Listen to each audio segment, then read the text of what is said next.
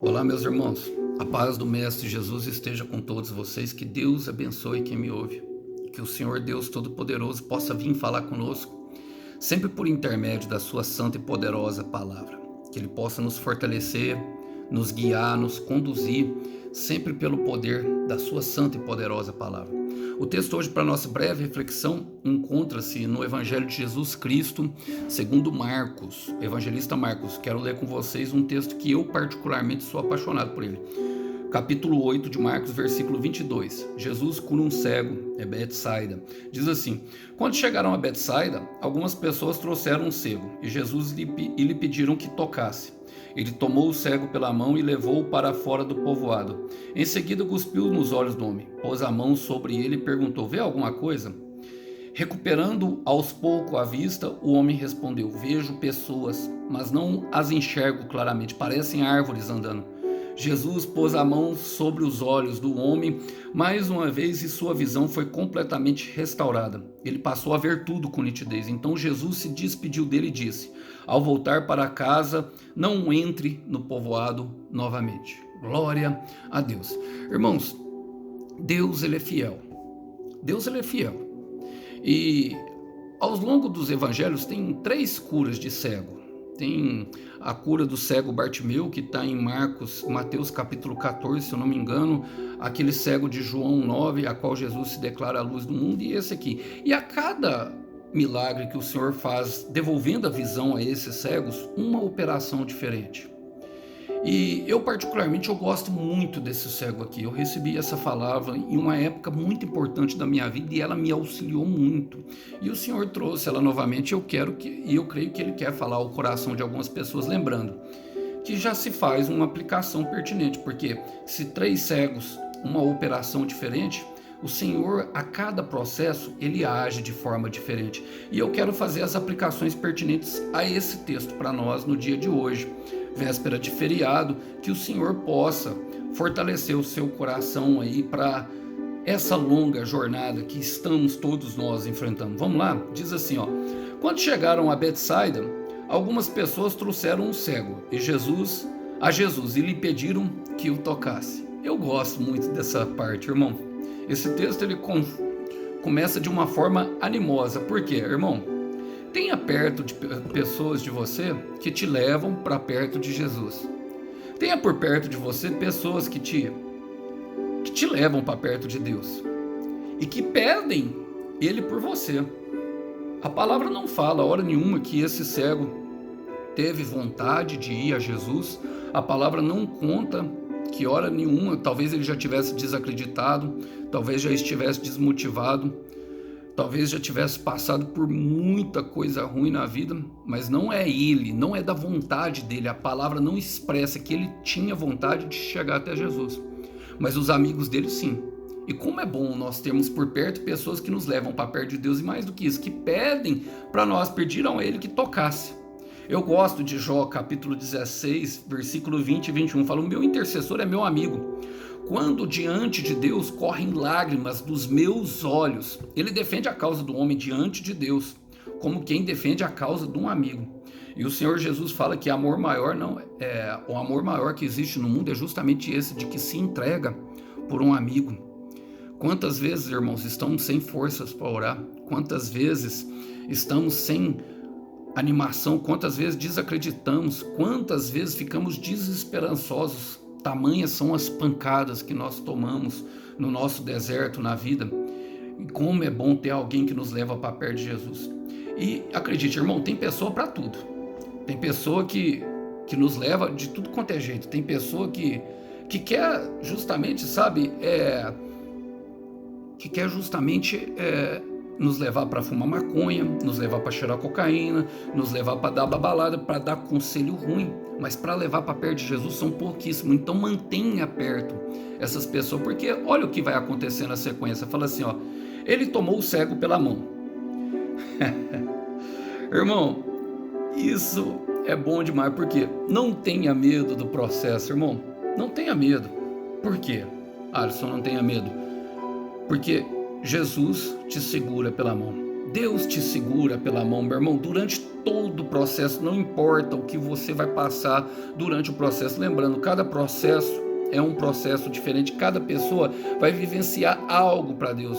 E se Jesus te tomou pela mão, meu irmão, saiba de uma coisa, minha irmã, é porque Ele quer lhe dar uma experiência.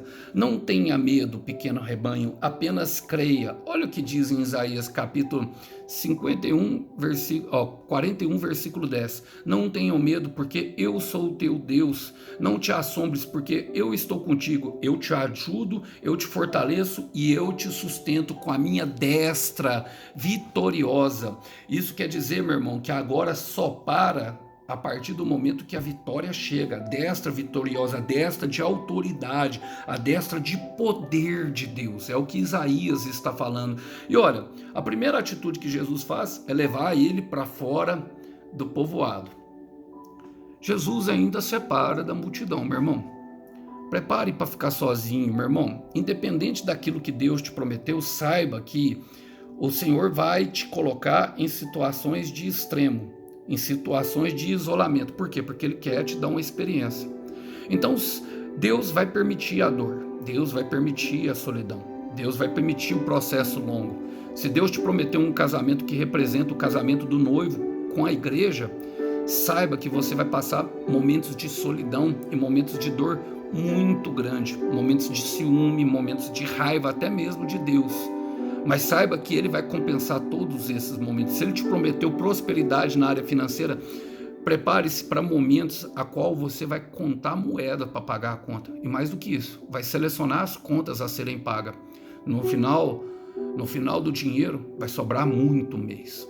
Se Ele te prometeu você ter uma empresa e ser um grande empresário, saiba que Ele vai fazer com que você passe por todos os níveis mais baixos, até mesmo da empresa que Ele quer que você monte, que Ele colocou o propósito no seu coração para você saber como se sentem as pessoas de classe inferior e que trabalham numa função inferior, pessoas que realmente precisam de uma área financeira. Saiba que Deus vai te fazer passar por todos os departamentos até chegar, e isso demanda tempo. Deus não faz nada, Deus não tem pressa, irmão. Deus não tem pressa. Nós vamos ver nisso aqui, ó.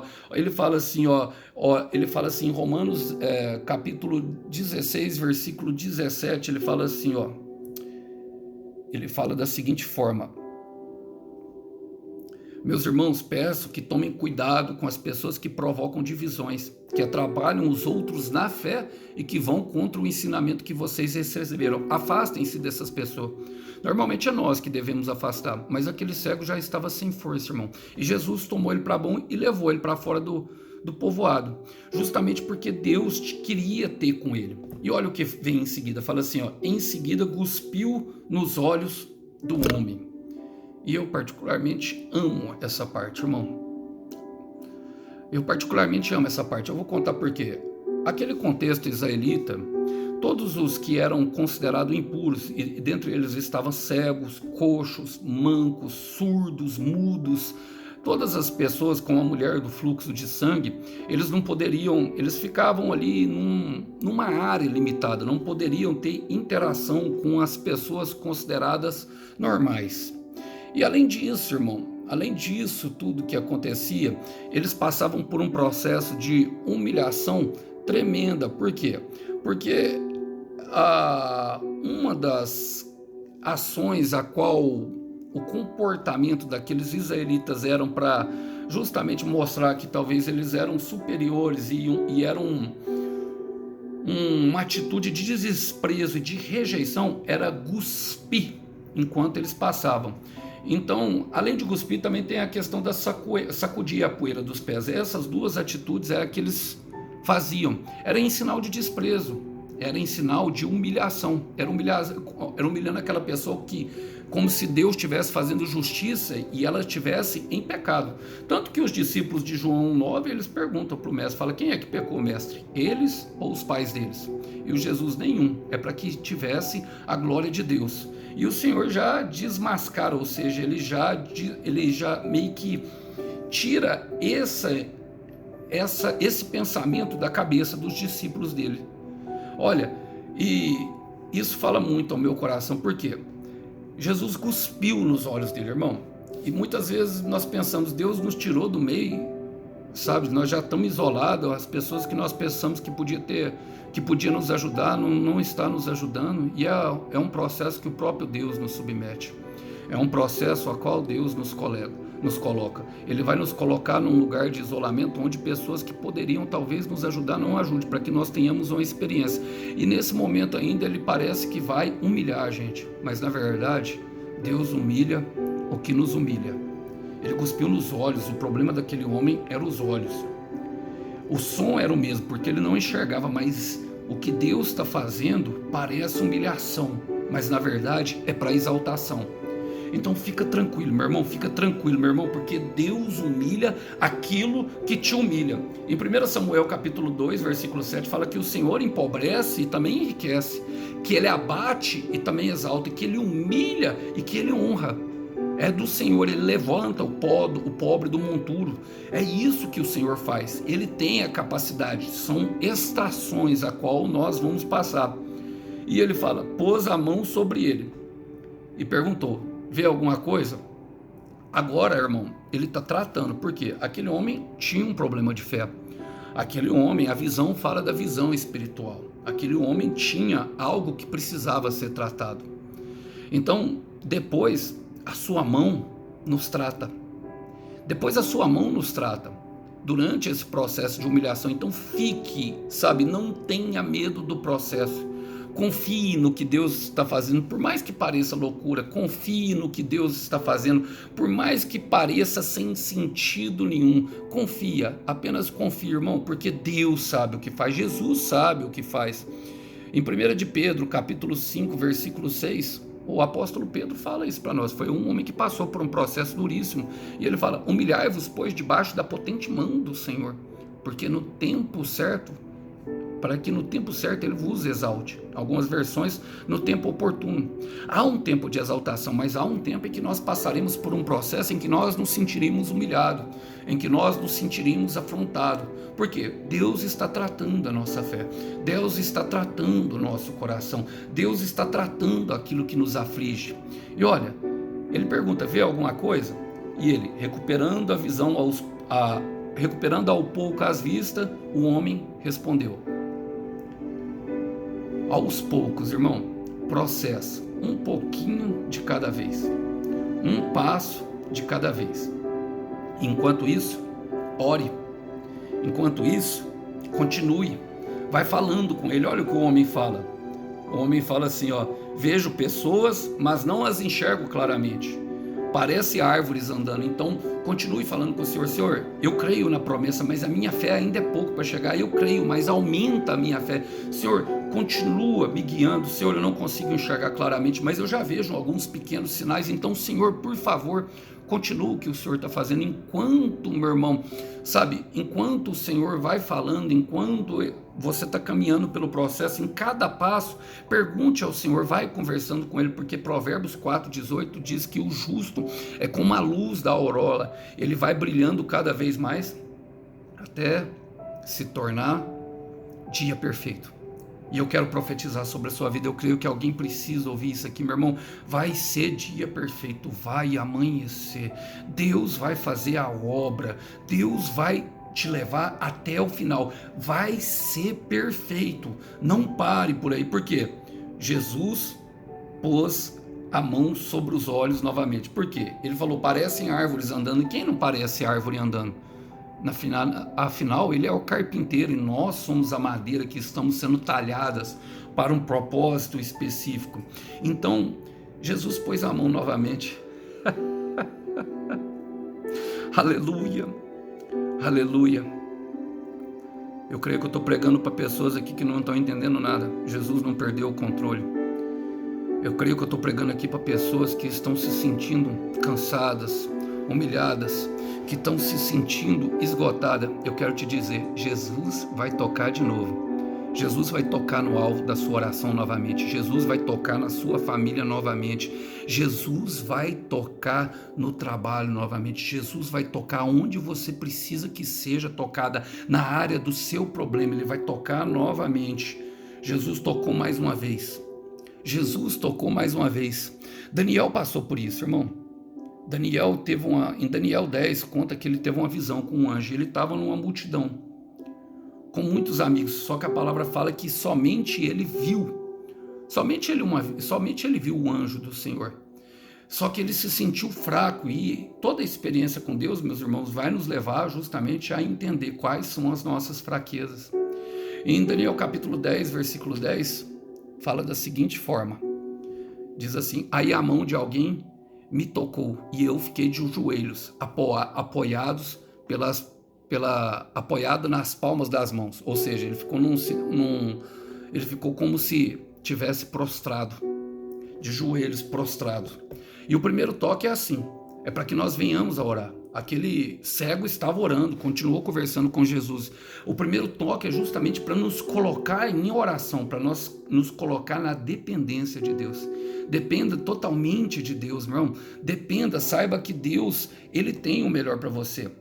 E olha, Ele vai tocar novamente. E no versículo 16 fala: e eis que um que tinha a semelhança dos filhos de homem me tocou os lábios. Tocou novamente. Então abri a boca e falei. E era justamente isso, porque primeiro ele te coloca na posição de humilhação, e normalmente aí vem o clamor, vem a confissão de fé e confissão das nossas fraquezas. Ele estava fraco. Daniel estava fraco, meu irmão. Daniel não conseguia. E olha, no versículo 18 fala que ele tocou mais uma vez. Então tornou a tocar-me um que tinha a semelhança de um homem, e me fortaleceu e me consolou. E o terceiro toque é justamente para isso, porque Jesus fala, meu irmão, a sua visão foi completamente restaurada. Ele passou a ver tudo com nitidez, meu irmão. A restauração vai ser completa da sua vida, a restauração da sua família vai ser completa, porque a obra que o céu começa, o céu termina. Não existe projeto inacabado no céu. Deus vai terminar a obra que começou na sua vida, vai ser completa e vai ser infinitamente mais do que você pensa. Imagina, a restauração, meu irmão, vai ser completa. E em Daniel 10, 19, olha o que o anjo fala para ele no final, fala assim, ó, e disse: não temas, Deus te ama muito, Daniel, paz seja com você, sê forte e tem bom ânimo. E quando falou comigo, fiquei fortalecido. Fala, meu Senhor, pois me fortaleceste. E aqui Deus está falando para alguém que Ele ama muito você, meu irmão. Ele ama muito você, minha irmã. E é por isso esse processo. É por isso o motivo de tanto sufoco. É por isso que o vento bate mais forte. Porque vai ser completo, ele vai... E quando o vento vier, meu irmão, vai levar tudo que não precisa. Quando o vento passar, vai ficar só aquilo que é necessário. Você vai enxergar só o amor de Deus. Só o amor de Deus. Aquele cego, irmão, ele viu por meio da fé dos seus amigos, dos seus intercessores, ele conheceu a mão vitoriosa do Senhor. E olha, o milagre foi completo, ele viu com nitidez, viu claro. Vai ser como o raiar do sol, irmão. Vai ser nítido o amor de Deus pela sua vida, meu irmão. Vai ser nítido o amor de Deus pela sua vida, minha irmã. Eu sei que eu estou falando aqui com pessoas que não entendem, que veem, às vezes agora, como embaçado, como árvores, que não conseguem ter a visão completa do milagre, mas em breve, muito em breve, o Senhor te exaltará. Tenha calma, pequeno rebanho, somente creia. E eu quero ir por final, por quê? Porque depois que tudo acabar, irmão, Jesus se despediu dele e disse: ao voltar para casa, não entre no povoado. E aqui eu quero falar, irmão, jamais volte para o lugar de onde amigos e pessoas que tiveram que orar para você sair, ou que você mesmo teve que orar para sair. Jamais volte para o lugar que Deus te tirou. Olha, perceba, é a casa dele. E a casa dele fica onde, irmão? Provavelmente ficava dentro do povoado, mas fala para ele não voltar no povoado. Por quê? A mente foi totalmente transformada durante o processo. Meu irmão, você não é mais o mesmo. Minha irmã, você não é mais a mesma. Você passou por um processo longo. O deserto, ele te valoriza. O deserto, ele te refina. Ele te lapida. Só nós sabemos o que nós vivemos e o nós lapidamos. sabe? Mente calma e alma tranquila. Agora, então não volte, não volte. E quando eu falo aqui é de um voltar a um estado mental. Em Gálatas 5:1, e eu quero terminar aqui, fala que foi para a liberdade que Jesus Cristo nos libertou e que não devíamos nos colocar novamente sob o jugo da lei. Então não volte para o lugar que te custou muito, sabe? Custou muito. E, na verdade, quem te tirou, quem nos tira de lá é Deus.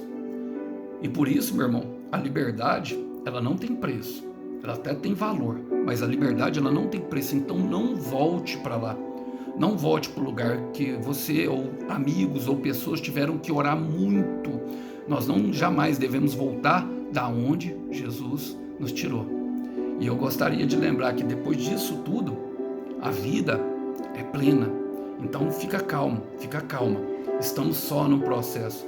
Lembre-se que o Cordeiro tem a recompensa para o teu sacrifício. Gostaria de deixar essa mensagem com vocês, meus irmãos. A paz do Mestre seja com todos vocês. Tchau, tchau.